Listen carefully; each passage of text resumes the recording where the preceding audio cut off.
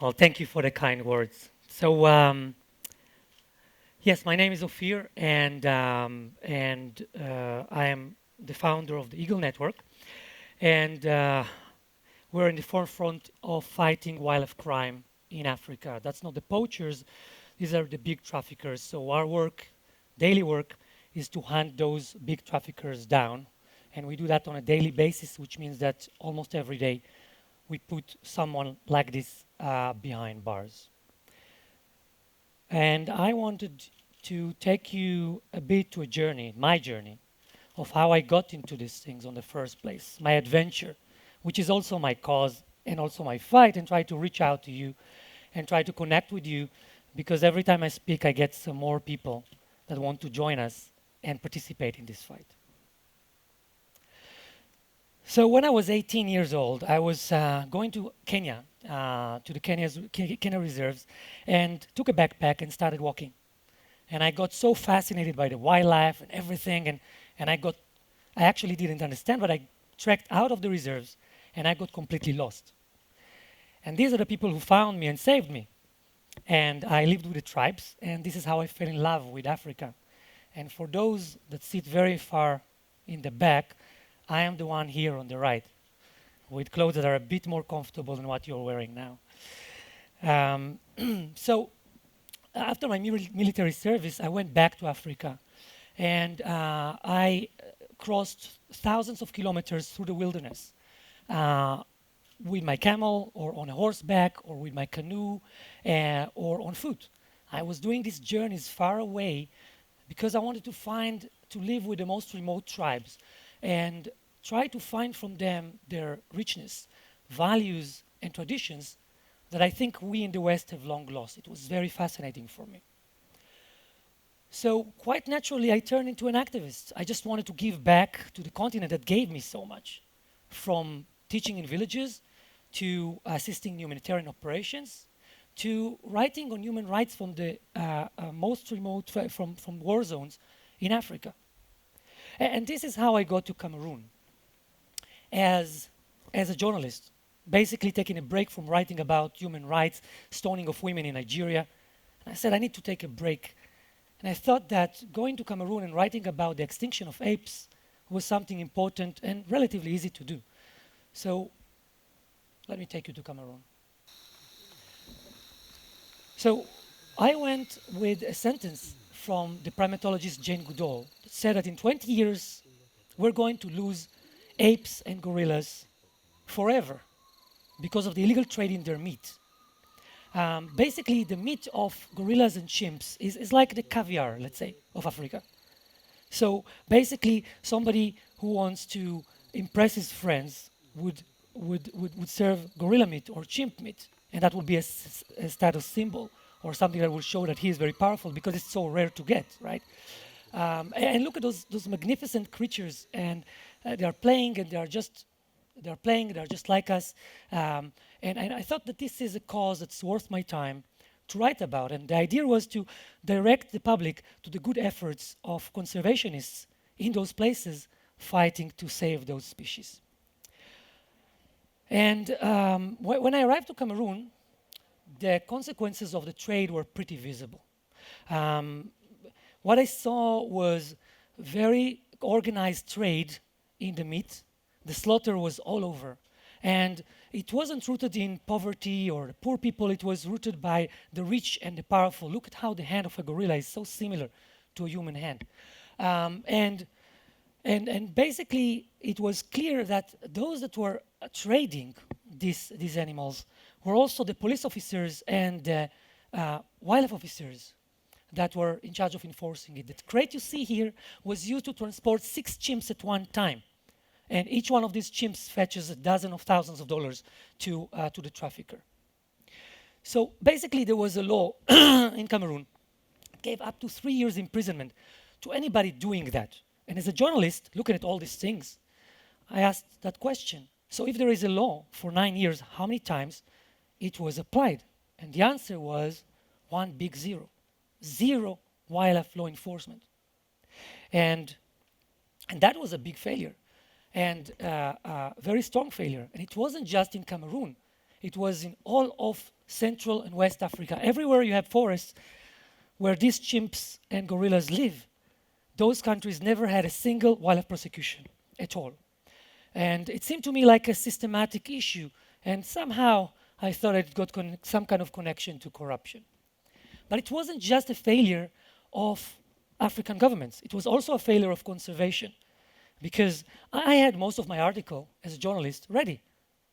Extinction of apes, beautiful creatures so much like us, and they're racing towards extinction because there's illegal trade, and there is a law, but it's not applied because of corruption. That's almost an article. And then I was looking for an ending, something positive.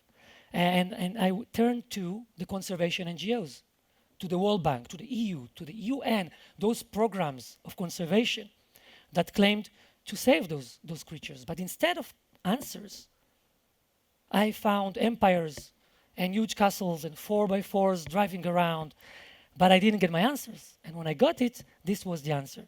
Enforcement? That's not us. We do workshops, we do seminars, we assist the government, and when I talked to them about corruption, they couldn't even pronounce the word corruption. It's not their business. Don't talk to us about corruption. It seemed to me like they were ignoring their number one problem, number one obstacle. So I was extremely frustrated. This was my adventure, an article, but I was so frustrated by conservation. I was so frustrated by what I could see. And I really didn't know what to do. So I had an unfinished article. And all I could do is just get out and continue my research. And that led me to a small town where I could take a picture like this on the first day. And in this rural town, the people were very straightforward with me and said, hey, look, we have ape meat, chimp meat being sold here and gorilla hands being sold there. And we have also 2 live ones. So what do they mean by 2 live ones? So basically what they were talking about are the orphans of the trade in the meat of apes. So basically, when a poacher comes and kills apes, he ends up killing a family of apes because apes live in family and they protect each other. And a mother is having her baby on the back for the first 3 years of his life, and he is totally dependent on the mother. So if a poacher kills a mother and she falls down on the ground, the baby, helpless, still clings to the mother's body. He doesn't run away from the poachers. He just clings and cries. And then the poacher can just hold the baby and think, well, that's not a lot of meat on it. Maybe I can cut it and try to sell it for what it is, but maybe I can try my luck trying to sell it as a pet. Who knows? And these are the situations where you'd have the orphans that lived on borrowed times before they die. And this is what I had in front of me, a baby chimp that was offered for sale. And he was abused, and they treated him like a rat, and his emotional world was locked. He's a very sensitive being, but that was his strategy. Now, some of these babies, they're so sensitive that even if you give them water and food, they wouldn't survive for long because what they need is love and attention. Especially gorilla babies are known without love, with water and food, they would just let themselves die. And they tried to sell this baby chimp to me for $100. And of course, I wouldn't give them that money because if I would, they would just run back to the forest and start getting more because there is more demand. So I was extremely frustrated. And what I did is that I went to the wildlife officers and say, hey, there is a baby chimp, there is a law, it needs to be applied. Save the baby chimp, it's a year and a half old. This baby chimp can outlive me. And they just wanted bribes. They just wanted bribes and they said no. And I was going for half an hour trying to tell them, do your work, please, the law, it's on the wall, it's written. And after half an hour of arguing, they told me, hey, what's your problem, white man? You want a baby chimp? I'll sell you another baby chimp. So the wildlife officer were themselves the traffickers. And that was something that was beyond me. I was so angry. And I couldn't sleep that night. I went back to my motel and I had all this anger in me. against conservation and the big organizations and the African governments. And all of this was now in the face of this baby chimp that was haunting me. And I took a piece of paper and I started writing down all my anger. And I couldn't sleep that night. And I wrote an outline of what NGO I was expecting to find for that. An NGO that would fight corruption to get the law applied, of activists running around and trying to achieve something. And I just couldn't sleep. So the following morning, I went back there. And I went back to this baby chimp. And I was determined to save it. I wanted to save this baby chimp. And they had a big house, these traffickers, but they put the baby chimp in a small outside kitchen in a small place. And I went there and I took the book of law and I put it on their big table. And I said, hey, read this, 3 years imprisonment. And they read it and they look at me and they look at the article again and they look at me. And you know what? They were totally unimpressed.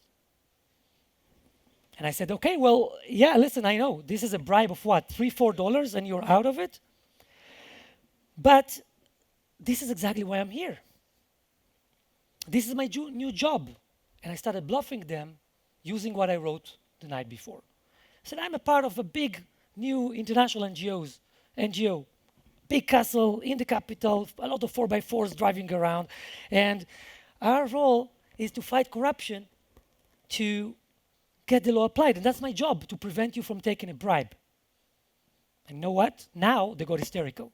They started shouting at each other. And I let them boil in their juices and took a mobile phone. I did as if I'm talking to an imaginary headquarters and say, yes, of course, they are here. The judge is waiting you. Yeah, that's fine. And they got really hysterical.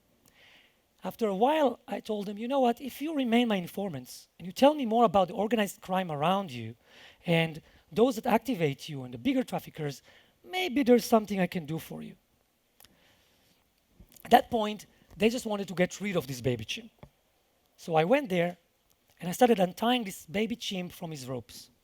And on the waist, it was hurting him and he had blood on the sides.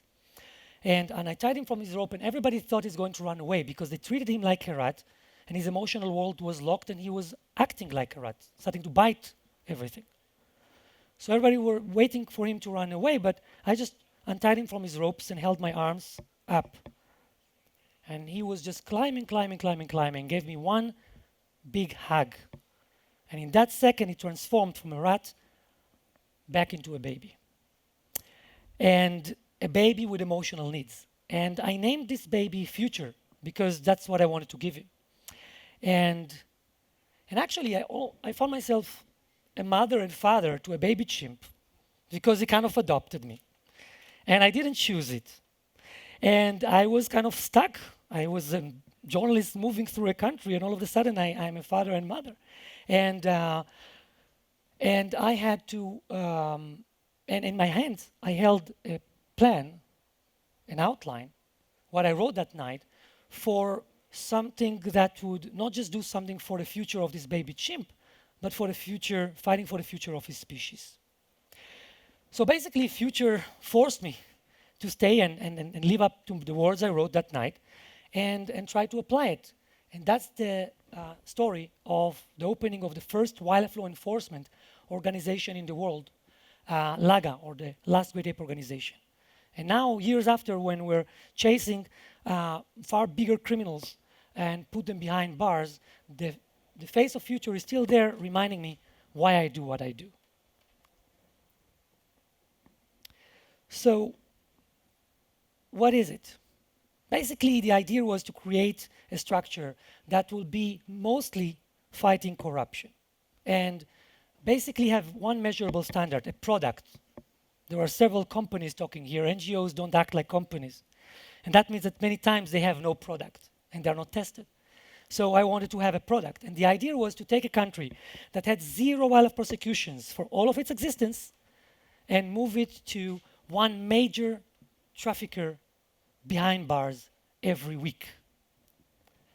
And the idea was to go after the big guns, not the poachers that are small and activated.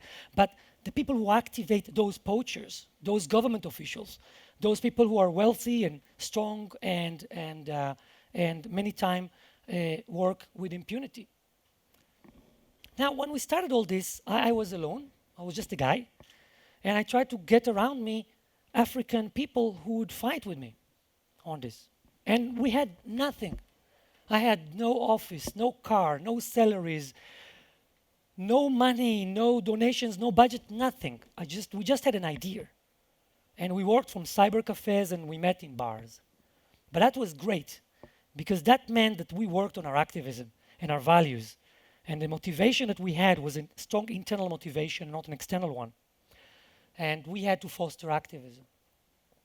So basically, we had 4 different activities in this model: undercover investigations, arrest operations, legal assistance, and the media. And we have the investigation department we have is basically undercover agents. They have hidden cameras and they have hidden recorders.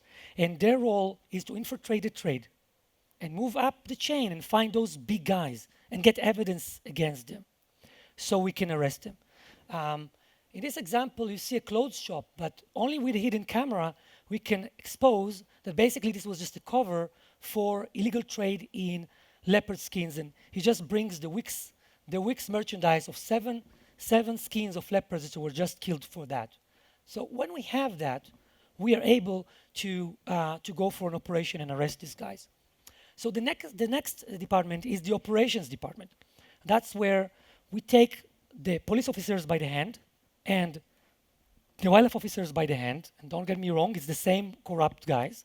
We take them by the hand to a sting operation that we are planning. So we are the ones handling it. And in this sting operation, the criminal will be arrested and he will not really know how he got arrested. Now, 85% of all of our arrest operations now, I can tell you who was trying to take a bribe. But I'm not just saying that because we're not a watchdog group. We're not denouncing. We're fighters. So when we have that, interception is only one part of it. We fight it heads-on using anti-corruption techniques in real time and get this operation going and get those guys to the court. So fighting corruption is a big part of that. And here is an operation of Ivory where I was actually the investigator. And you can see them being arrested after they show me the ivory and going to the station in order to get their interrogation and moving to the court. So the next department is the legal department. You can see it never ends. It's a full chain. You have to go through the entire thing. So if they go to court, the court is also corrupt. So what do? So we formed a team of lawyers and advocates, and we represent those cases for the state in the court. But more than anything, we intercept corruption. And when a magistrate is trying to take a bribe, we know it. We know it because we put a recording machine inside his office. And we recorded him so we are able to not only protect our case, but get him out of the judiciary altogether. 80% of all of our cases, I can tell you who was trying to ask for a bribe, who was trying to get somebody out illegally. And again, we're not just watching it, we are there to fight it heads on. The last department is the media, because enforcement is not just about putting everybody in jail, it's about deterrent. And deterrent is advertising and showing the public that now there is a risk.